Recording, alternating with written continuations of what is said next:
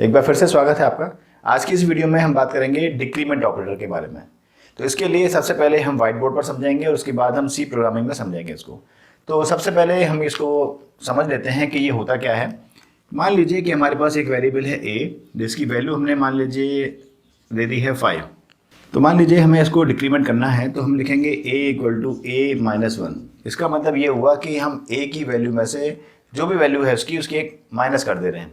तो यहाँ 5 minus one क्या हो जाएगा 4, और 4 यहाँ पर स्टोर हो जाएगा।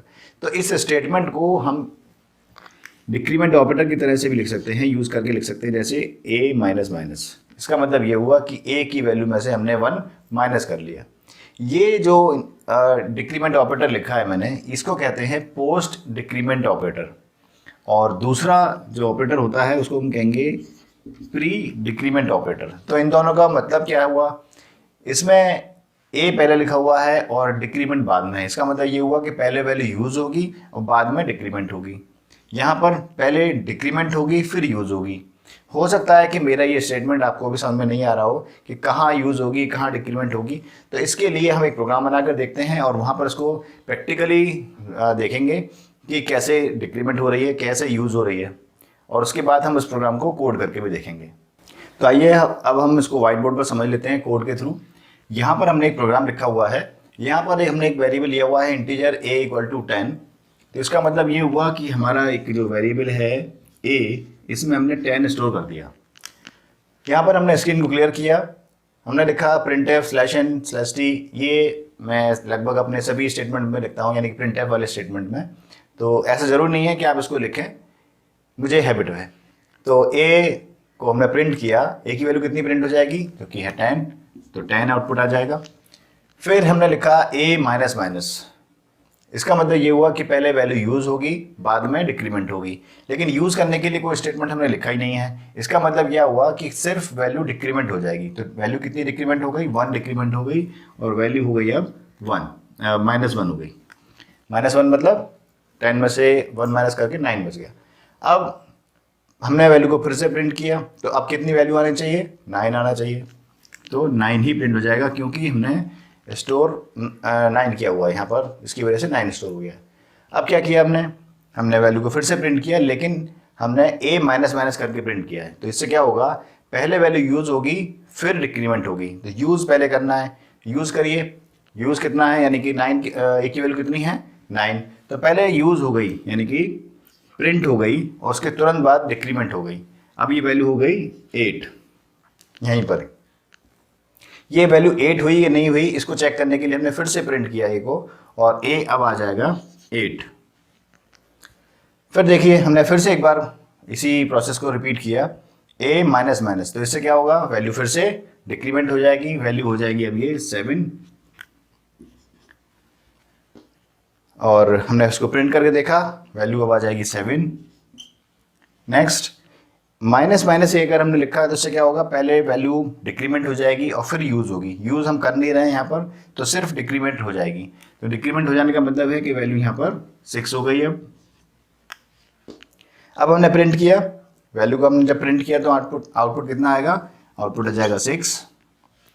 नेक्स्ट स्टेटमेंट में हमने क्या लिखा, हमने लिखा है माइनस माइनस ए। माइनस माइनस मतलब पहले वैल्यू यूज़ होगी, पहले वैल्यू डिक्रीमेंट होगी, डिक्रीज होगी, और उसके बाद यूज़ होगी।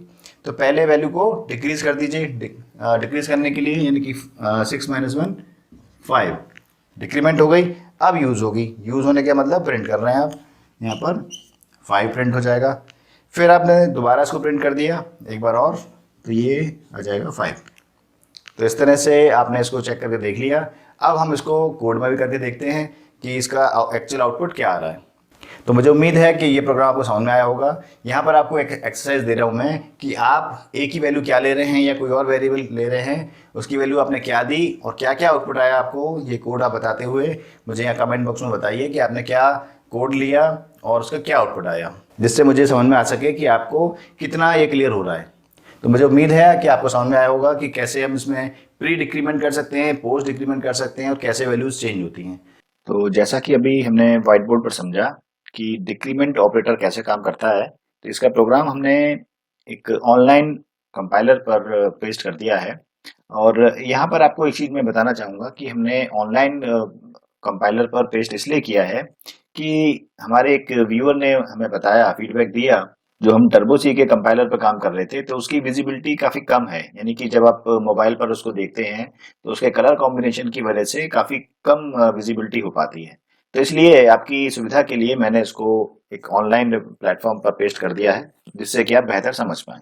तो इसको हम शुरू करते हैं। यहाँ पर जैसा कि मैंने आपको पहली वीडियो में बताया भी कि CLR SCR फंक्शन और गेट CH फंक्शन हमें ऑनलाइन कंपाइलर पर क्लोज करने होंगे, यानी कि कमेंट करने होंगे, ये रन नहीं कर पाएंगे।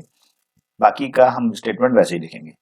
तो इसको हम रन करते हैं और इसको फिर मैच करते हैं कि इसके अकॉर्डिंग आउटपुट कैसे आ रहा है।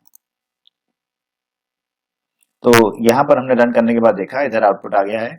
यहाँ पर हमने इंटीजर a इक्वल टू 10 दिया है, तो इसका मतलब ये हो गया कि a की वैल्यू 10 हो गई। हमने यहाँ पर प्रिंट किया a की वैल्यू को, इसका मतलब 10 प्रिंट होना चाहिए। ये देखिए यहाँ पर 10 प्रिंट हो गया। इसके बाद हमने a की वैल्यू को माइनस कर दिया, तो a की वैल्यू हो जाएगी अब 9। हमने क्या किया, फिर से प्रिंट कर दिया a को, तो अब क्या प्रिंट होना चाहिए, 9। अब 9 को इसके बाद हम यहाँ पर प्रिंट कर रहे हैं, तो यहाँ पर हमने a माइनस माइनस लिखा है। इसका मतलब पहले वैल्यू यूज होगी, उसके बाद डिक्रीमेंट होगी। तो पहले वैल्यू यूज होगी, अभी कितनी वैल्यू है, 9 है, तो पहले 9 प्रिंट हो जाएगा और प्रिंट होने के तुरंत बाद a की वैल्यू 8 हो जाएगी, तो 9 प्रिंट हो गया। अब उसकी वैल्यू हो गई है 8। हमने इसको फिर से प्रिंट किया चेक करने के लिए कि वाकई में 8 हो गई है वैल्यू। देखा 8 वाकई में हो गया है। फिर हमने क्या किया कि a की वैल्यू को माइनस कर दिया, डिक्रीमेंट कर दिया, a की वैल्यू हो गई अब 7। और अब हमने फिर से चेक किया a की वैल्यू को, जो कि अब आई है 7। इसके बाद हमने माइनस a से हमने चेक किया, यानी कि माइनस माइनस ये कर दिया, डिक्रीमेंट कर दी वैल्यू को, तो अब हो जाएगी वैल्यू 6। हमने फिर से चेक किया, प्रिंट किया, तो वैल्यू देखिए यहाँ पर 6 वैल्यू आ गई। इसके बाद हमने माइनस माइनस ए किया, यानी कि अब वैल्यू को पहले डिक्रीमेंट करना है, उसके बाद प्रिंट करना है। तो 6 थी यहाँ पर वैल्यू, अब क्या हो जाएगा, पहले माइनस हो जाएगी, तो माइनस होने के बाद क्या हुआ, 5 हो गई, और फिर हमने प्रिंट किया तो क्या हो गया, 5। इसके बाद हमने ए को फिर से प्रिंट कर दिया, तो क्योंकि यहाँ 5 हो चुकी थी तो वैल्यू अब 5 आ जाएगी। ये देखिए इधर 5 आ गई, और इसके बाद बस प्रोग्राम क्लोज हो गया। तो मुझे उम्मीद है ये आपको समझ में आ गया होगा। यहाँ पर आपसे छोटी सी रिक्वेस्ट करूंगा मैं कि अगर आप इस वीडियो को YouTube चैनल पर देख रहे हैं तो चैनल को सब्सक्राइब जरूर कीजिए, और अगर आप इस वीडियो को Facebook पेज पर देख रहे हैं तो पेज को फॉलो जरूर करिए। तो इस वीडियो को देखने के लिए, लाइक करने के लिए, शेयर करने के लिए आपका बहुत बहुत धन्यवाद।